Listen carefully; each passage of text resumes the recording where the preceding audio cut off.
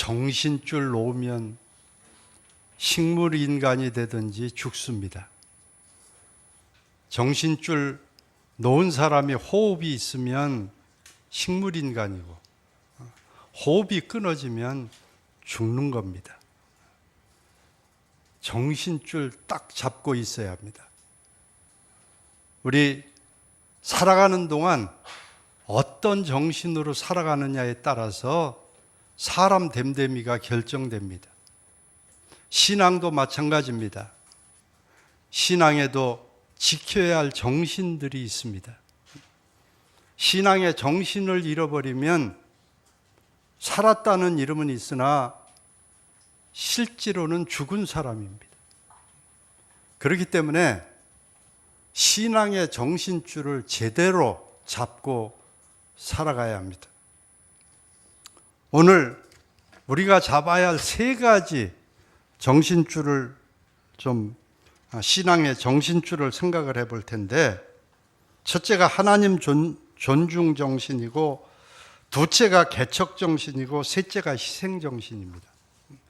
그런데 오늘 이 세 가지를 다 말씀드릴 수가 없어서 1번은 간단하게 그냥 요점만 말씀드리고 다음 언제 제가 설교할 때 1시간에 걸쳐서 좀 얘기를 하려고 합니다. 하나님 존중하는 정신은 어떤 정신인가? 그건 하나님을 하나님으로 믿는 겁니다. 우리가 하나님을 믿는다고 하지만 하나님을 하나님으로 믿는 사람들이 너무 적습니다. 우리가 생각하는 하나님은 내 지식에 의해서 제한된 하나님이고 내 경험에 의해서 제한된 하나님이지 말씀하시는 그 하나님이 아니라는 말이에요. 그러니까 내가 만든 하나님을 믿는 그런 분들이 대부분입니다. 하나님을 하나님으로 믿는 사람들이 너무 적은 세대 속에 우리는 살고 있습니다. 하나님을 하나님으로 믿는 것, 이것이 하나님을 존중하는 겁니다. 두 번째는 하나님께 마음을 드리는 겁니다.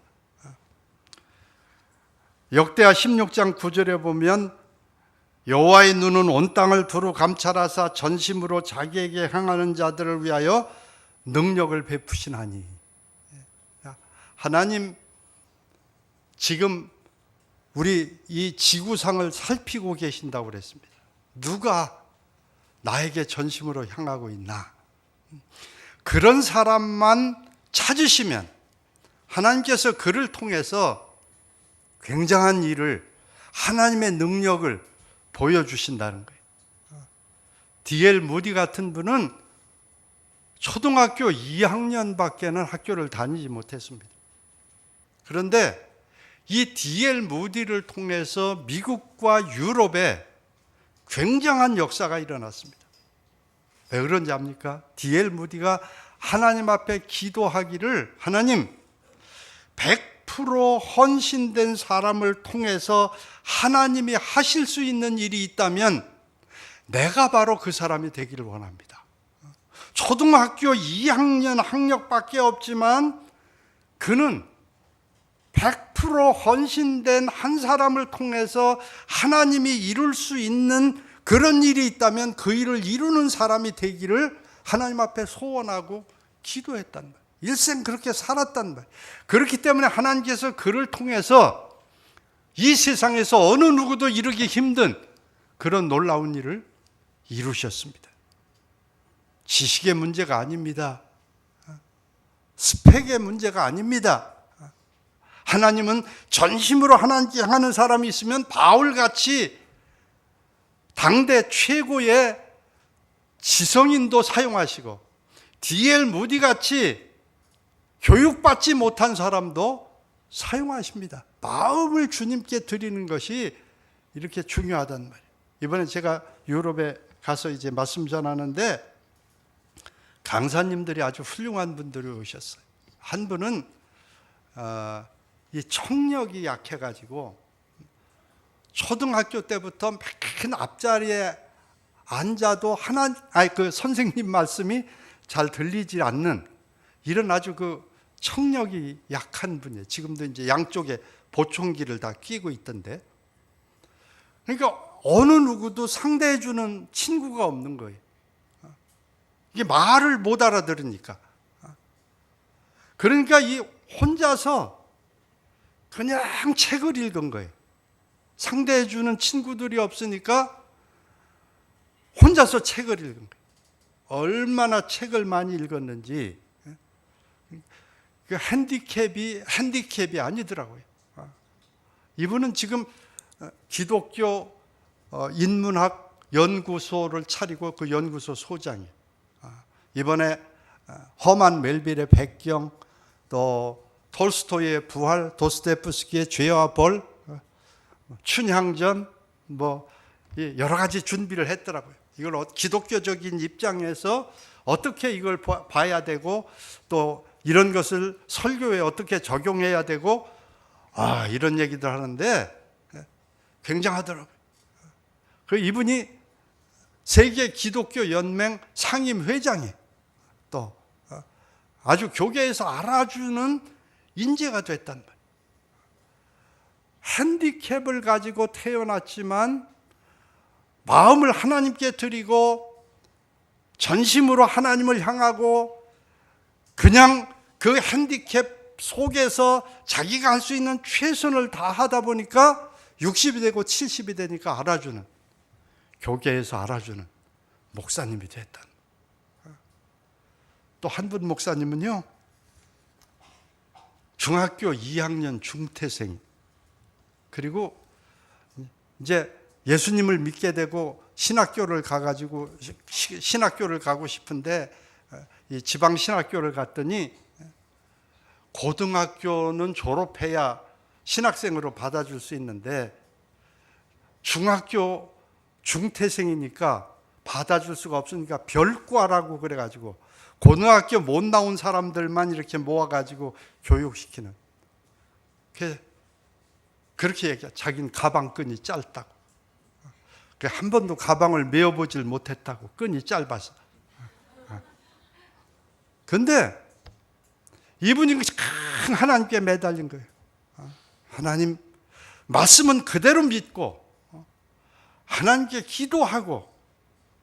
근데요, 지금 그 목사님 처음에는 설교를 하는데 무슨 말씀인지 알아들을 수가 없어요.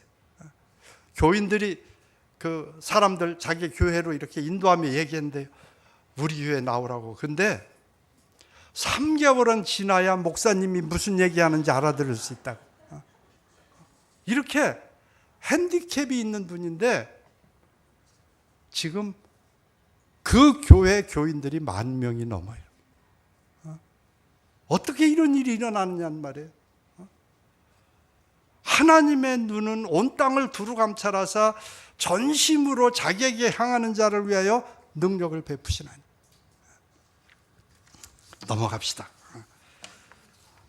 하나님을 믿는, 이 하나님을 존중한다는 것은 하나님의 말씀을 존중하는 거예요. 그런데 그 하나님이 우리 인간의 몸을 입고 이 땅에 오셨어요. 예수님이 바로 하나님이에요. 그 예수님이 우리에게 두 가지, 그동안 많은 교훈을 하셨지만 요약하면 두 가지예요. 하나는 서로 사랑하라는 거고, 하나는 가서 모든 족속으로 제자 삼으라는 거예요. 너희는 온천에 다니며 만민에게 복음을 전파하라는 거예요. 오직 성령이 너희에게 임하시면 너희가 권능을 받고 예루살렘과 온 유다와 사마리아와 땅끝까지 이르러 내 증인이 되라는 거예요. 우리 이 두 가지 명령을 수행하면 되는 거예요. 서로 사랑해야 되고, 그 다음에는 가라는 거예요. 가는 게 뭐예요? 개척정신이에요. 개척정신. 가야 일이 일어나는 거예요.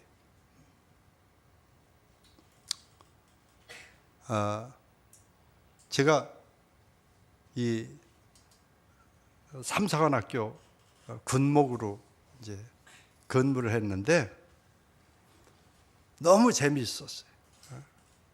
그 삼산학교 제가 이제 설교하려면 750명 꽉 이렇게 차게 앉아 있어요. 앞에 빈자리 없어요. 빈자리 하나도 없어요. 750명 꽉 일부에 꽉 채우고 앉아 있고, 조금 늦게 오면 서 있는 사람도 있고, 2부에 750명 앉아 있고 1500명이 나오는데, 그 중에는 투스타가 한 분 있고 원스타가 한 분 있고, 그 다음에는 대령들 여러 명이 있고, 중령, 소령, 위관급들 있고, 그냥 19살, 20살 사관생도들이 쫙 앉아 있는 거예요. 와, 진짜 얼마나 힘이 나는지. 그 사람들 대상으로 매주일, 수요일 설교하는 게 너무 좋았어요. 또 얼마나 이 믿음들이 잘 자라는지. 우리 집 사람은 그냥 날마다 전도하고, 날마다 그냥 그 장교들 아파트가 있으니까 우리도 그 아파트 13평짜리 하나 얻어가지고 거기 살고 있는데, 그 아파트에 그냥 그 장교 부인들 전도하느라고 날마다 전도. 바이블 스터디 그룹 조직해서 장교 부인들 바이블 스터디야. 저는 장교들 바이블 스터디, 생도들 바이블 스터디 데리고 바이블 스터디야. 너무너무 재미있었던 거예요. 그렇게 열심히 일하면서, 이야, 이 할만하다. 이 군에 있으면 이 아이들이 자라서 나중에 육군 소위가 되는데, 40명씩, 그때는 소대원이 40명이었어. 40명씩 거느리면 한 번에 졸업생들이 1200명씩 나오는데, 1000명만 해도 4만 명씩 이제 부하들을 거느리고 있는 그 소대장들이 되니까, 얘들을 훈련시켜 놓으면, 얘들이 전도자가 되면 40명씩 책임지는 거예요. 그래 정말 열심히 일했습니다, 우리 부부가. 근데 선교회 책임자가 오더니, 너 언제 제대할 수 있냐 그래. 내년 4월이면 제대할 수 있습니다. 근데 군 선교가 너무 중요합니다. 제가 1시간에 걸쳐서 군 선교의 중요성을 강조를 했어요. 다 듣고 나더니, 제대하고 가서 부산 개척하면 어떠냐. 제가 기도해 보겠습니다. 리더의 얘기니까 기도해 보겠습니다. 우리 부부는 정말 군 사역하고 싶었어요. 군대 사역하고 싶은데, 기도하는데 하나님께서 창세기 22장 17절 18절 말씀 주셔서 와서 이렇게 개척했어. 부산 사역 개척했어. 82년도 3월 달에 박남규 형제, 우인규 형제 개척 간사로 내보냈어요. 77년도에 개척해서 개척 5년 만에 두 사람 내보냈어요. 개척 간사로. 그때 우리 아마 한 100여 명 모였을 거예요. 그 다음에 황만기 형제 마산으로 보내고, 최준모 형제 창원 보내고, 계속 개척하는 일들을 82, 83, 84 해나가는 거예요. 85년도에 키피플 기도 모임에서 제가 믿음의 선언을 했어요. 앞으로 10년 동안에 100명 이상의 선교사 보내겠다.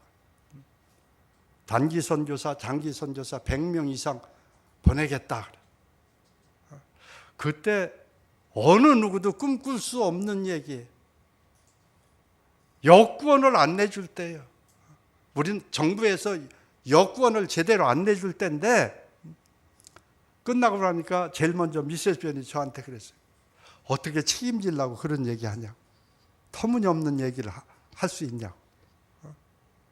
여러분, 하나님 말씀을 그대로 믿고, 하나님 약속 믿고, 하나님의 음성을 듣고 믿음으로 선포하면 하나님이 그 일 이루십니다. 하나님께서 95년까지 100명에 넘는 장단기 선교사 부산에서 보내도록 하셨어요. 넘치게 이루어 주셨어요. 아프리카 선교사회가 어떻게 개척한 줄 압니까? 92년 1월에 제가 가서 이렇게 서베이하고 오구탁 형제님하고 둘이 가서 서베이하고 가보니까 사진 현상소가 잘 되는 거예요. 그래서 와서 얘기를 하고 사진 현상 기술을 배워가지고 아프리카 진출할 사람들 와라 했더니 장진호 형제가 이제 지원을 했는데 장진호 형제는 부산대 약대 나온 약사였어요. 약사도 지원하고 그 다음에 이제 김철수 형제는 부산 법대 나온 사람이었어요. 김철수 형제도 지원하고 우리 유동근 목사도 지원을 하고 그래서 유동근 목사도 이제 훈련 받았어요. 그때 목창명 선교사도 지원하고 뭐 이종기 여러 사람들이 지원해 가지고 우리 고석연 집사님이 그 성은사진관 경영하고 있었는데 거기 데려다 훈련시켜 줬어요. 그래서 거기서 훈련받고 사진현상 기술자로 아프리카로 나간 거예요. 코트 디바르도 개척하고 부르키나 파소도 개척하고 가나도 개척하고 토고도 개척하고 그리고 이제 세네갈도 개척하고 지금 이제 기니 가서 또 하고 있잖아요. 여러분, 예수님 정신이 뭐냐? 예수님 명령이 뭐냐?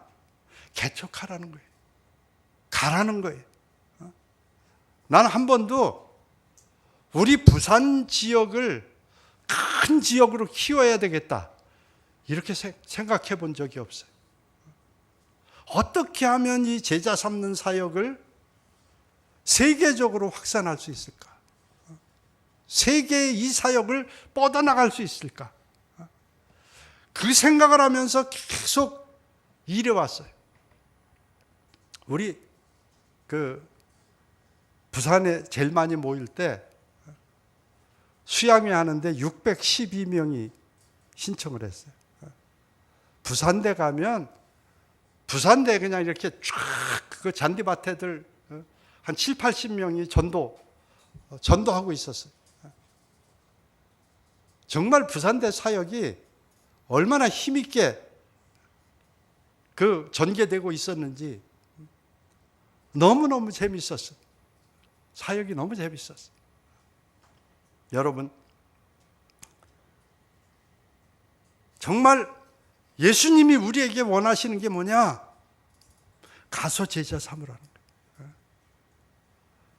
하늘과 땅의 모든 권세를 내게 주셨으니 그러므로 너희는 가서 모든 족속으로 제자를 삼으라는 거예요.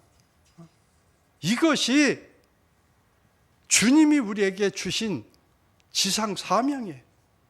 이 일 감당하라고 ENM 부산 지부 세워주신 거예요. 우리 이 개척 정신 잃어버리면 안 돼요. 그냥 큰 집 짓고 이름 날리고 그러면 이 땅에서 잘 먹고 잘 살아야 되겠다. 이런 생각만 하는 그런 사람들이 여기 가득 모여 있다면 10,000명이 모여도 별 역사 일어날 수 없어요. 소수의 사람이지만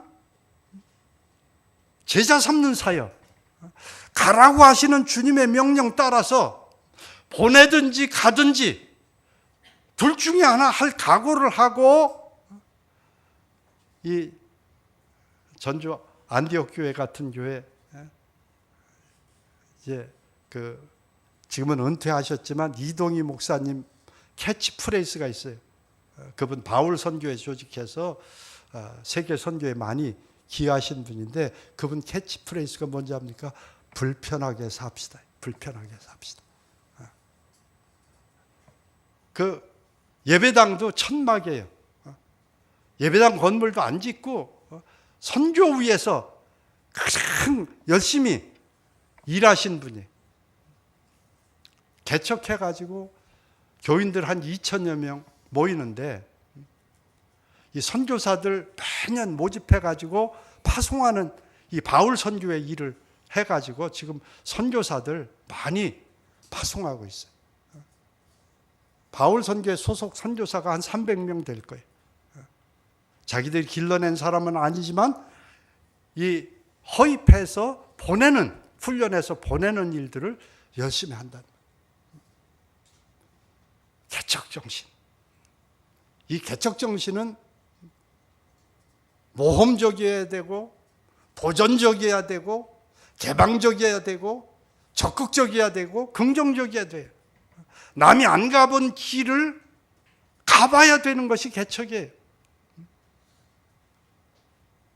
이런 개척정신 가지고 삽시다.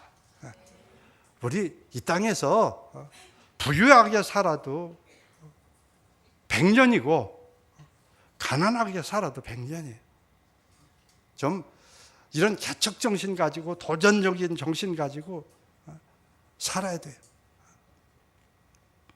이번에 유럽에 가서 설교하면서 이제 메시지 전하면서 보니까 이 목회자 자녀들, 선교사 자녀들 필요가 너무 많이 보이더라고요. 그래서 거기에 이제 총무님으로 이제 수고하는 그 목사님하고 제가 얘기를 좀 했어요. 이 유럽뿐 아니라 세계적으로 선교사 자녀들, 목회자 자녀들 이거 잘 훈련시키면 이 사람들이 선교 동원할 수 있고 이 사람들 결혼 매칭도 좀 시켜주고 그래서 가정생활 잘 하도록 이렇게 도와주고 하면 하나님 나라에 굉장히 도움이 될 것 같은데 내가 보니까 이런 필요들이 보인다 그랬더니 이분이 목사님 너무 감사합니다. 제가 그 생각을 잊어버리고 있었는데 목사님이 말씀해 주시니까 제가 생각이 다시 납니다. 목사님 이 일 정말 해야 합니다. 목사님 제가 목사 자녀들, 선교사 자녀들 모아놓을 테니까 목사님 와서 좀 해 주십시오. 목사님 좀 훈련도 시켜주시고 이 사람들 좀 도와주십시오. 모으는 건 제가 좀 모으겠습니다. 그리고 8월 21일부터 24일까지 유럽 성시화 대회를 베를린에서 하게 되는데 목사님 그때 꼭 오셔서 그 유럽 성시화 대회에서 말씀 좀 전해주시고 이 선교사 자녀들, 목회자 자녀들, 이 해외에 있는 선교사 자녀, 목회자 자녀들 문제 같이 좀 이거 어떻게 해야 할지 더 좀 상의했으면 좋겠습니다. 그래서 내가 기도해 보겠습니다. 그러고 왔어요. 여러분 할 일이 너무 많아요. 지금 우리 여기 틴틴들 앉아 있는데 지금 사람들 어제 내가 청년 수련회에서 그런 얘기 했어요. 지금 대학 졸업해도 갈 데가 없고 취직할 자리가 없고 눈을 좀 해외로 돌려라. 나갈 수 있는 길 좀 찾아봐라. 왜 국내에서만 박짝박짝 하려고 그러냐. 고위카도 있고 또 해외 나갈 수 있는 길들을 찾아보면 찾을 수 있다. 찾아봐라. 개척정신 좀 가져라. 그냥 안정만 생각하고 이 땅 위에서 어떻게든지 우리나라 안에서만 잘 될 생각하지 말고 도전정신 좀 가져라. 모험심 좀 가져라. 한번 좀 생각해 봐라. 개척정신 가지고 좀 한번 생각해 봐라. 어제 이제 청년 대학생 수양회에서 좀 도전을 하고 했는데 이게 개척정신. 이거 잃어버리면 안 된다. 이 정신줄 놓지 말자. 부산 시작부터 지금까지 이어온 정신, 하나님 존중 정신, 개척 정신, 기억하자. 이거 잊어버리지 말자. 마지막으로 이제 하나 더 말하고 싶은 건 희생정신입니다. 예수님 마가복음 10장 45절에 이렇게 말씀하셨습니다. 같이 읽어보겠습니다. 시작. 인자가 온 것은 섬김을 받으려 함이 아니라 도리어 섬기려 하고 자기 목숨을 예수님 정신이 희생 정신이에요. 목숨까지 희생하시려고 하는 것이 예수님 정신이에요. 이 정신 잊어버리지 말자는 거예요. 이 정신줄 좀 붙잡으라는 거예요.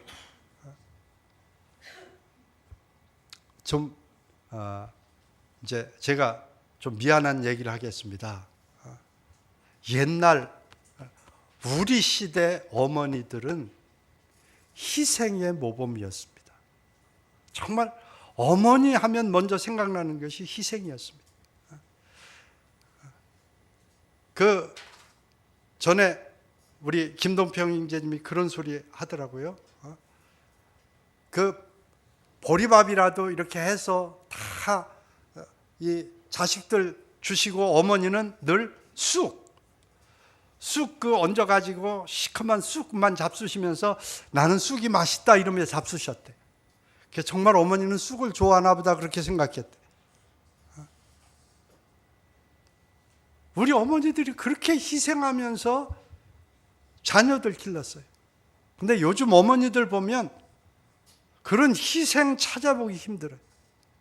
자기 실현 이런 쪽의 생각들이 많지 남편 위해서 자식 위해서 희생하던 옛날 어머니들 모습 없어요. ENM 엄마들 빼놓고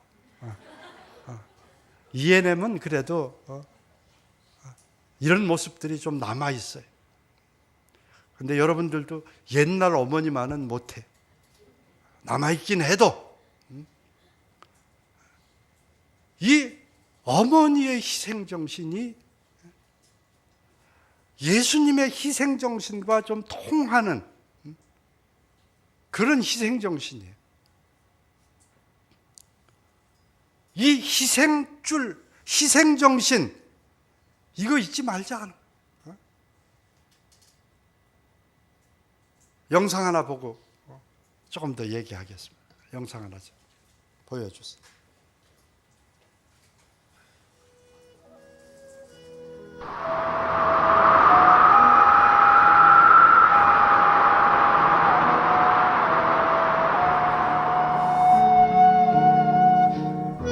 주여, 지금은 아무것도 보이지 않습니다.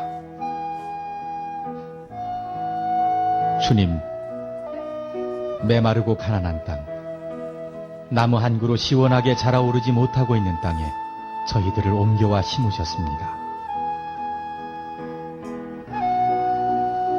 그 넓고 넓은 태평양을 건너왔는지 그 사실이 기적입니다. 주께서 붙잡아 뚝 떨어뜨려 놓으신 듯한 이곳, 지금은 아무것도 보이지 않습니다. 보이는 것은 고집스럽게 얼룩진 어둠뿐입니다. 어둠과 가난과 인습에 묶여있는 조선 사람뿐입니다. 그들은 왜 묶여있는지도 고통이라는 것도 모르고 있습니다. 고통을 고통인 줄 모르는 자에게 고통을 벗겨주겠다고 하면 의심부터 하고 화부터 냅니다. 조선 남자들의 속셈이 보이지 않습니다. 이 나라 조정의 내심도 보이질 않습니다. 가마를 타고 다니는 여자들을 영영 볼 기회가 없으면 어쩌나 합니다. 조선의 마음이 보이지 않습니다. 그리고 저희가 해야 할 일이 보이지 않습니다.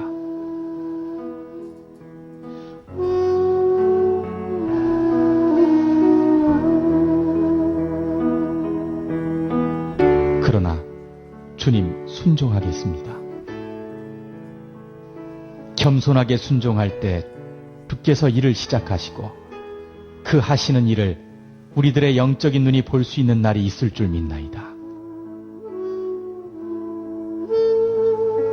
믿음은 바라는 것들의 실상이요 보지 못하는 것들의 증거니라고 하신 말씀에 따라 조선의 믿음의 앞날을 볼 수 있게 될 것을 믿습니다. 지금은 우리가 황무지 위에 맨손으로 서 있는 것 같사오니 지금은 우리가 서양 귀신 양귀자라고 손가락질 받고 있사오나 저희들이 우리 영혼과 하나인 것을 깨닫고 하늘나라의 한 백성 한 자녀임을 알고 눈물로 기뻐할 날이 있음을 믿나이다.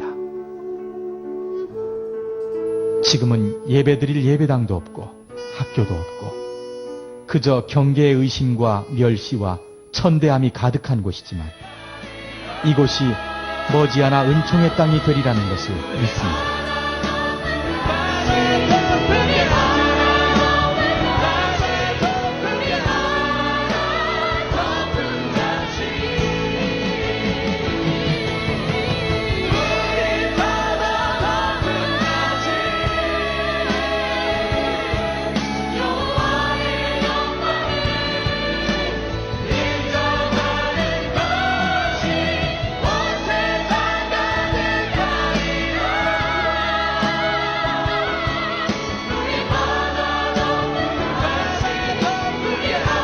주여, 오직 제 믿음을 붙잡아 주소서. 평양의 어머니라 불린 로제타는 미국 뉴욕 부유한 농장집에서 태어났습니다. 우등생 명단에 내 이름이 오른 게 무척 기쁘다. 누군가 내 이름을 앞지르지 않고 학기가 끝났으면 좋겠다. 졸업 후 교직에 몸을 담았지만 선교의 마음을 사로잡힌 로제타.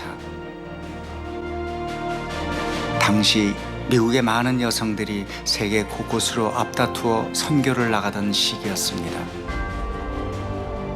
로제타가 선교를 결심한 건 최초의 여성 신학교를 세운 메리 라이언의 글 때문이었습니다. 인류에 봉사하려거든 아무도 가려 하지 않는 곳으로 가라. 이 말이 그녀를 움직인 것입니다.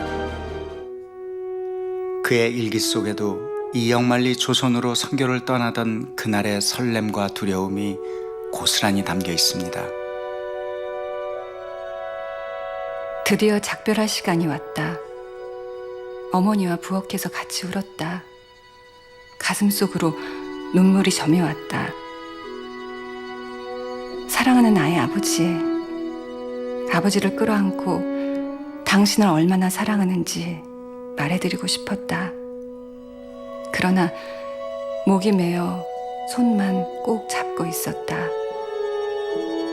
나는 이제 사랑하는 이들과 헤어져 머나먼 이방인들의 나라로 간다. 1890년 9월 4일에 미국을 떠난 배는 10월 10일에서야 부산항에 도착했습니다. 처음 맞닿은 조선은 그녀에게 어떤 모습이었을까? 우리는 부산항에 24시간 동안 머물 것이다. 멀리 보이는 언덕과 산들은 매우 가파른 바위 투성이었다. 무척 황폐해 보였다. 몇몇 조선인이 보였다. 머리부터 발끝까지 온통 하얀 옷을 입었다. 그런데 모두 남자들 뿐이었다. 여자들은 해가 질 때까지 밖에 나오지 않는다고 한다. 특히 여성 선교에 관심이 많았던 로제타의 일기엔 당시 조선 여인들의 처지가 곳곳에 서술돼 있습니다. 조선의 여성들은 이름이 없다. 그들은 작은 애 혹은 예쁜이라고 불리다가 결혼을 하고 아들을 낳으면 아들 이름에 따라 창식이 엄마 같이 누구의 엄마로 불린다. 선교사들의 기록엔 이름조차 갖지 못한 우리의 어머니, 할머니들이 여럿 있습니다. 로제타의 일기에도 소녀들이 단골 손님으로 등장하는데 이들 대부분은 그가 일을 시작한 보구여관에서 만난 이들입니다. 나를 위해 준비된 모든 것이 나에게 꼭 맞다. 약재실, 진찰실 모두 훌륭하다. 현재 서재로 쓰고 있는 넓은 방은 수술실로 쓰면 더 좋을 것 같다. 나는 여기서 분명 행복할 것이다. 보구여관은 서울 정동에 세워진 최초의 여성병원으로 의료 혜택에 취약한 조선 여성들을 위해 마련한 공간이었습니다. 토요일 밤 9시 첫 왕진을 갔다. 등불을 집안에 갖다 대자 집더미 속에서 충혈된 눈에 한 여인이 나를 바라보았다. 불쌍한 여인은 심한 설사를 하고 있었다. 맥박을 재려고 손목을 잡는데 뼈와 가죽만 남아 있었다. 여인은 폐결핵으로 죽어가고 있었다. 아침에 관시기를 통해 서대문 밖 환자에게 우유 한 통과 기침약을 보냈다. 그런데 잠시 후 그가 약을 그대로 들고 오는 것을 보고 그녀가 결국 죽었구나 생각했다.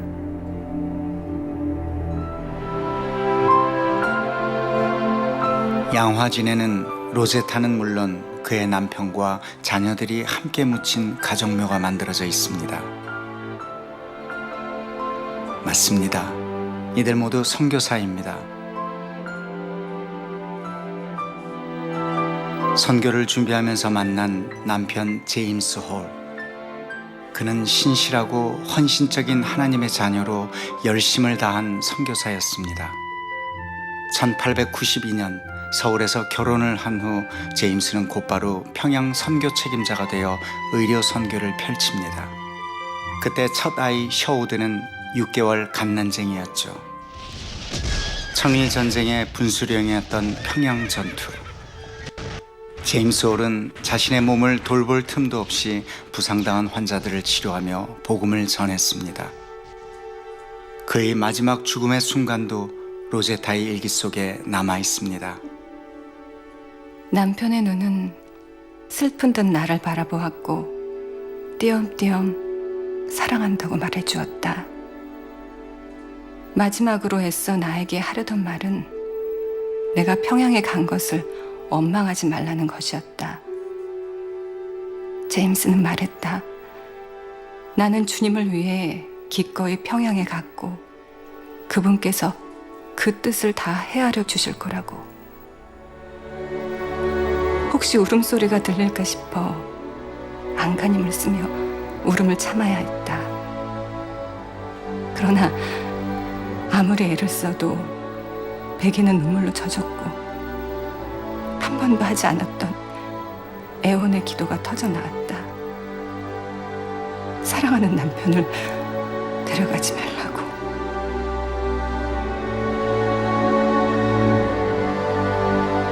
그의 선교 활동은 짧았지만 평양 선교의 개척자, 고아들의 친구로 불린 그의 헌신은 작지 않았습니다. 하나님을 향한 원망마저 허락하지 않은 그런 남편이 로제타의 곁을 떠났습니다. 눈물로 얼룩졌던 당시 일기장. 그러나 그 눈물이 마르지 않았습니다. 남편 죽음 후에 얻은 딸 이디스. 로제타에게 큰 위로가 되었던 딸마저 그의 곁에 오래 머물지 않았습니다. 겨우 5살, 풍토병으로 죽기 직전까지 엄마는 고열에 시달리는 딸의 상태를 일기에 기록했습니다. 체온 41도, 숨이 가쁘고 힘들어했다. 잠시 후 호흡의 간격이 점점 길어졌다. 눈을 크게 뜨고 엄마를 바라본 채 작은 영혼이 서서히 떠나갔다. 그렇게 그 아이는 세상에 보내주신 그분에게로 다시 돌아갔다.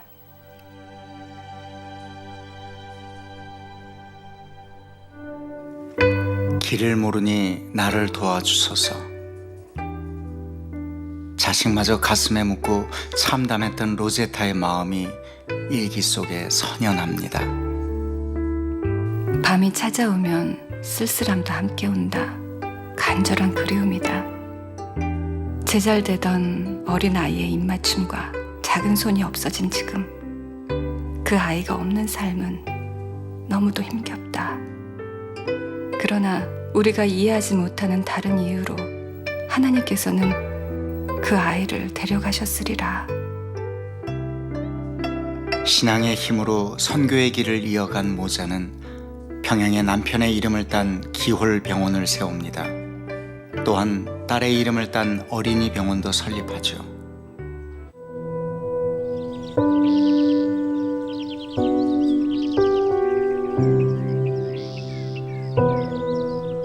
양화진에 묻힌 선교사들, 이역 말리 낯선 땅에 묻힌 그들의 삶이 편안하고 넉넉지만은 않았을 테지요. 하지만 이루고 싶은 뜻이 있었고 신실하게 하나님의 부름에 따랐기에 저마다 다른 사연으로 지금까지 신앙인들의 표대가 되는 게 아닐까요?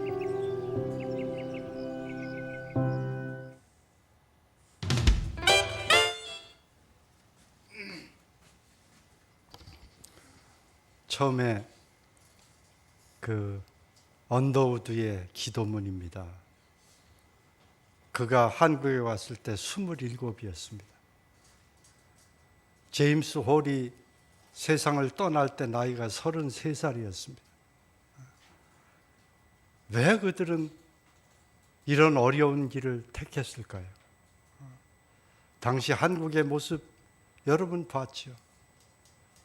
얼마나 낙후되고 어려운 그런 땅에 이분들은 복음을 들고 와서 자기들의 전 생애를 바쳤습니다. 오늘 우리가 이런 신앙생활을 할 수 있도록 자기들의 전 생애를 희생하면서 남편을, 자식을 묻으면서 이 땅에서 계속 복음 전하는 일을 해왔습니다. 우리는 복음의 빚진 자들입니다. 제가 그렇게 선교를 강조하고 여러분들 선교하자고 얘기하는 건 우리가 이렇게 선교에 빚진 자들이기 때문입니다. 우리는 양화진에 묻힌 그 선교사들에게 얼마나 많은 복음의 빚을 지고 있는지 모릅니다. 감사한 것은 우리 속에서 많은 분들이 선교사로 헌신하고 세계 각지에서 이 진 빚을 갚고 있다는 겁니다. 어려운 형편 중에도 여러분들이 선교 헌금을 해서 그들을 서포팅하고 있다는 게 너무나도 감사한 일입니다. 근데 요즘 선교 헌금이 자꾸 줄어들고 있더라고요. 우리는 선교의 빚진 자들입니다. 선교해야 합니다. 희생 정신을 가지고. 희생 없이 선교는 이루어지지 않습니다. 희생 정신을 가지고 우리 계속해서 이 길을 가야 합니다. 정신줄 놓으면 죽습니다. 우리 적어도 3가지 정신줄은 잡고 신앙생활 합시다. 첫째가 무슨 정신이요? 하나님 존중하는 정신. 둘째가 개척 정신. 셋째가 희생 정신. 기도하겠습니다. 아버지 하나님, 저희들이 수많은 사람들의 순교와 헌신 속에 오늘 대한민국의 교회들이, 선교회들이 설립되었다는 것을 잊지 않게 하시고 우리가 복음의 진 빚을 갚는 ENM 부산지부 되게 하옵소서. 예수님의 귀하신 이름으로 간구합니다. 아멘. 우리 다 같이 일어나서 가서 제자 삼을 한번 부릅시다.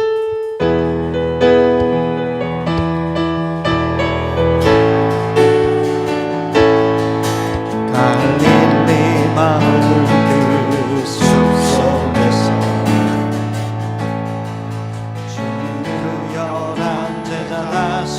만나시사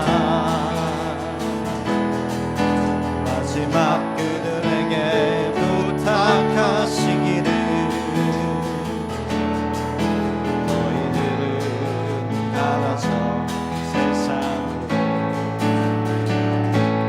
가서 제자 삼으라 세상 많은 사람들을 세상 모든 영혼이 내게 달렸나니 가서 제자 삼으라 나의 길을 가르치라 내가 너희와 항상 함께하리라 지금도 우리 주 찾아오사 어두워져가는 저 세상 바라보며 마지막 우리에게 부탁하시기를 너희들은 나라져 세상 가서 제자 삼으라 세상 많은 사람들을 세상 모든 영혼이 내게 달렸나니 가서 제자 삼으라 나의 길을 가르치라 내가 너희와 항상 함께하리라 1절만 갈릴리 마을 그 숲속에서 주님 그 연한 제자 다시 만나시사 마지막 그들에게 부탁하시기를 너희들은 가라져 세상 가서 제자 삼으라 세상 많은 사람들을 세상 모든 영혼이 내게 달렸나니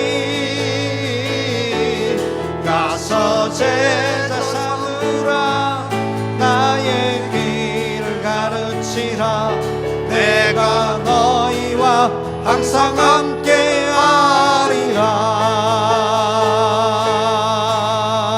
함께하리라. 기도하겠습니다.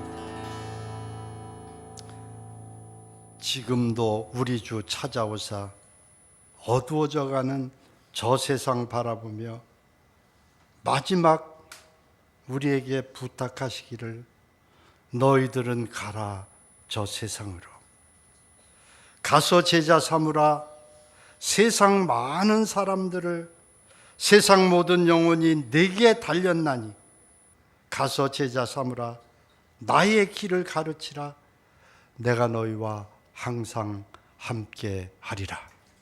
아버지 하나님, 오늘도 죄악으로 어두워져가는 이 세상을 바라보며 안타까운 마음으로 너희들은 가서 제자 삼으라고 말씀하시는 주님의 음성을 듣습니다.